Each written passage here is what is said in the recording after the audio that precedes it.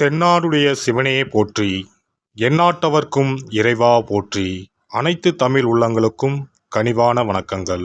2025ஆம் ஆண்டு மார்ச் மாதம் நடைபெறவுள்ள சனி பெயர்ச்சியால் எந்தெந்த ராசிக்காரர்களுக்கு ஏழரை சனி, அஷ்டம சனி, கண்டக சனி, அர்த்தாஷ்டம சனி நடைபெறப் போகிறது. இதனால் மேசம் முதல் மீனம் வரை 12 ராசிகளுக்கு 2025இல் எப்படி இருக்கும் என்பதனை பற்றி விரிவாக காண்போம். நீண்ட நாட்களாக தனது கும்பராசியில் அமர்ந்திருந்த சனி பகவான் தற்போது கும்பராசியில் இருந்து வெளியேறி குரு பகவானின் ஆதிக்கத்தில் உள்ள மீனராசியில் பிரவேசிக்க உள்ளார். திருக்கணித பஞ்சாங்கத்தின்படி 2025ஆம் ஆண்டு மார்ச் மாதம் 29ஆம் தேதி இரவு 9:44 கும்பராசியில் உள்ள புரட்டாதி நட்சத்திரம் 3ஆம் பாதத்தில் இருந்து மீனராசியில் உள்ள புரட்டாதி நட்சத்திரம் 4ஆம் பாதத்திற்கு பெயர்ச்சியாக உள்ளார். முதலில் நாம் காண இருப்பது ஏழரை சனி.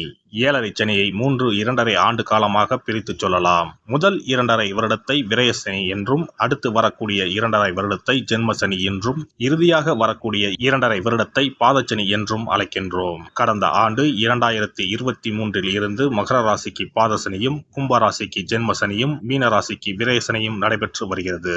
இனி வரக்கூடிய சனி பெயர்ச்சியால் மேச ராசிக்காரர்களுக்கு ஏழரை சனி ஆரம்பித்து அடுத்த 2.5 வருடம் விரயசனி நடைபெற உள்ளது. மீன ராசிக்கு விரயசனி முடிந்து ஜென்மசனியும், கும்பராசிக்கு ஜென்மசனி முடிந்து பாதசனியும் நடைபெற உள்ளது. மகர ராசிக்காரர்கள் ஏழரை சனியில் இருந்து முழுமையாக விடுதலை அடைய உள்ளீர்கள். ராசிக்கு 4ஆம் இடத்திற்கு சனி பகவான் வரும் பொழுது நடைபெறுவது அர்த்தாஷ்டம சனியாகும். ராசிக்கு 7இல் சனி பகவான் வரும்போது நடைபெறுவது கண்டக சனியாகும். ராசிக்கு 8இல் சனி பகவான் வரும்போது அஷ்டம சனி நடைபெறும்.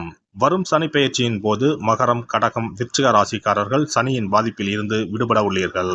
மேச ராசிக்கு விரயச்சனியும், ரிஷப ராசிக்கு லாபச்சனியும், மிதுன ராசிக்கு கர்மச்சனியும், கடக ராசிக்கு பாக்கியச்சனியும் நடைபெறப் போகிறது. சிம்ம ராசிக்கு அஷ்டமச்சனி, கன்னி ராசிக்கு கண்டகச்சனி, துலாம் ராசிக்கு ரோகச்சனி, விருச்சிக ராசிக்கு பஞ்சம சனி, தனுசு ராசிக்கு அர்த்தாஷ்டம சனி, மகர ராசிக்கு சகாய சனி, கும்பராசிக்கு பாதசனி, மீன ராசிக்கு ஜென்மசனி நடைபெற உள்ளது. இனி இந்த பெயர்ச்சியால் உங்கள் ராசிக்கு உண்டாகும் சுபபலன் என்ன என்பதனையும், அசுப பலன் ஏற்படுமாயின் ராசிக்காரர்கள் செய்ய வேண்டிய பரிகாரம் என்ன, வழிபட வேண்டிய தெய்வம் யார் என்பதனை பற்றியும் விரிவாக காண்போம்.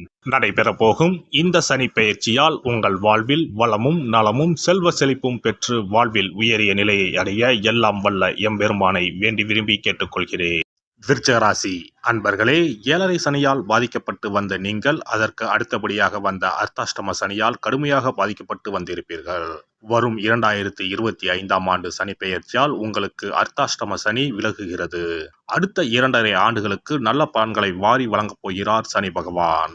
அந்த வகையில் என்னென்ன நற்பலன்களை சனி பகவான் அள்ளித்தரப் போகிறார், எதில் கவனமாக இருக்க வேண்டும் என தெரிந்து கொள்ளலாம். விருச்சிக ராசிக்காரர்களின் ராசி அதிபதி செவ்வாய் பகவான். செவ்வாய் என்பது போர்க்காரகன், இரத்தக்காரகன், நிலமகன் என்று அழைக்கப்படுகிறது.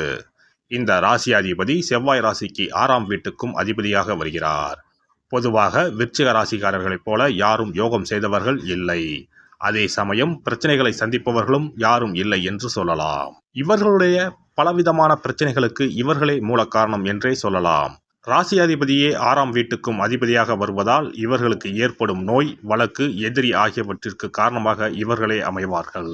இவர்களுடைய எதிரிகளை இவர்களே உருவாக்குவார்கள். பின்னர் அவர்களை மெதுவாக வெற்றி அடைவார்கள். இதற்கு முன்பு ஏழரை சனியில் இருந்தபோது ஏராளமான பிரச்சனைகளை சந்தித்து இருப்பார்கள். ஏழரை சனி முடிந்த உடனேயே அர்த்தாஷ்டம சனி தொடங்கியது. இப்போது இவர்களுக்கு அர்த்தாஷ்டம சனி நடந்து கொண்டிருக்கிறது. ராசிக்கு குரு பார்வை கிடைத்ததால் உங்களுடைய விஷயங்கள் ஏதோ நடந்து கொண்டிருக்கும். ஆனால் கைகளுக்கு எந்த பலன்களும் வந்திருக்காது. சனி பகவான் 6ஆம் வீடு, 10ஆம் வீடு, ஜென்ம ராசியை பார்ப்பதால் ஜான் ஏறினால் முலம் சறுக்கும். இவர்கள் இடம், வீடு, வாகனம் தொடர்பான சொல்லிக்கொள்ள முடியாத பிரச்சனைகளை சந்தித்து இருப்பார்கள். விருச்சிக ராசிக்காரர்கள் 2025 சனி பெயர்ச்சியால் அர்த்தாஷ்டம சனி பூர்ணமாக விலகுகிறது. இதனால் குழந்தைகள், வீடு, வாகனம், தாய் தொடர்பான விஷயங்கள், ஆடம்பரம் போன்ற அனைத்து விஷயங்களிலும் இவர்களுக்கு ஏற்றம் இல்லை என்றாலும் எந்த ஒரு இறங்கு முகமும் இருக்காது. அடுத்த 2.5 ஆண்டுகள் சுப பலன்கள் உண்டாகும்.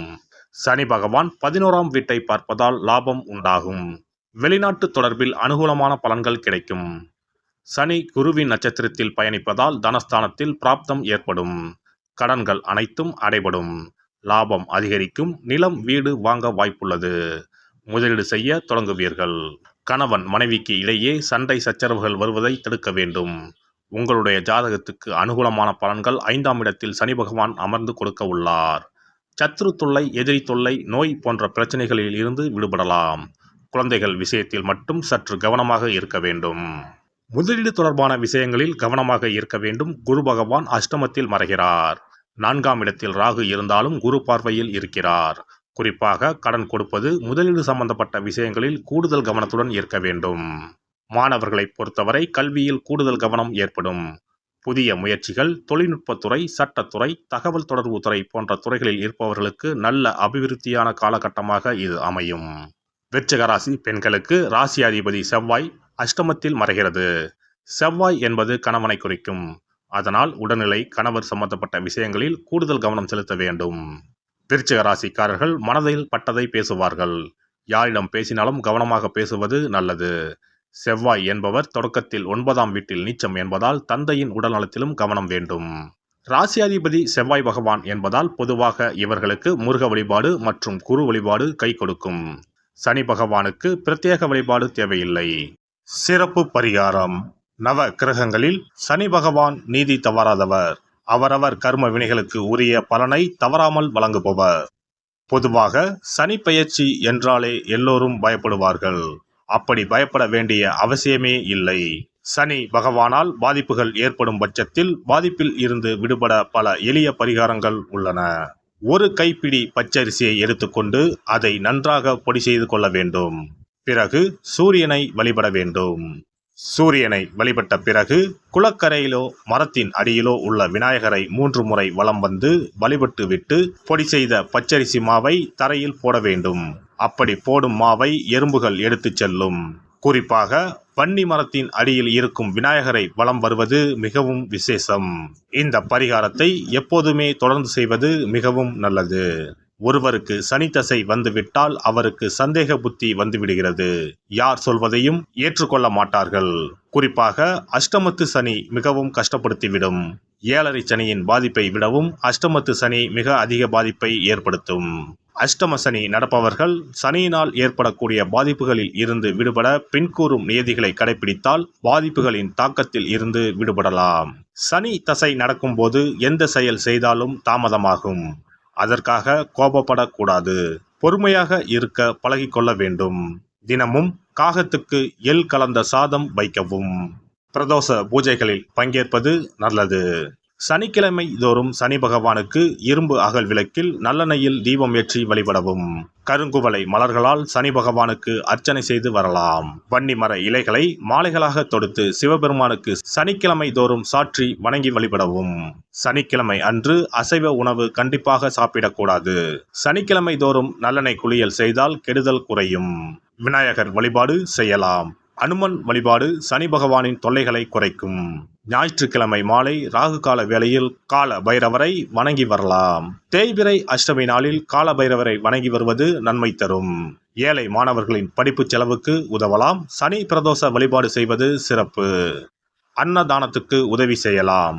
சித்தர்களின் பீடங்கள், ஜீவ சமாதி பீடங்களுக்கு சென்று வணங்கி வழிபடலாம். வன்னி மரத்தை சுற்றி வந்து வணங்க வேண்டும். இதனால் சனி பகவானின் கொடுமையான பாதிப்புகள் விலகிவிடும். பிரதோஷ காலத்தில் சிவபெருமானுக்கு வில்வ இலை கொடுத்து வணங்க வேண்டும்.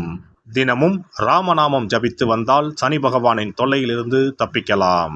கால்கள் இல்லாமல் நடக்க இயலாதவர்களுக்கு இயன்ற உதவியை செய்யலாம். இந்த வழிமுறைகளை முறையாக கடைபிடித்து சனியினால் ஏற்படக்கூடிய பாதிப்புகளின் தாக்கத்தில் இருந்து விடுபடலாம். எல்லாம் வல்ல இறையருளால் நீங்களும் உங்கள் அன்பு குடும்பமும் உடல் நலம், நீலாயுள், நிறை செல்வம், உயர் புகழ், மெய்ஞானம் ஓங்கி வாழ்க வளமுடன்.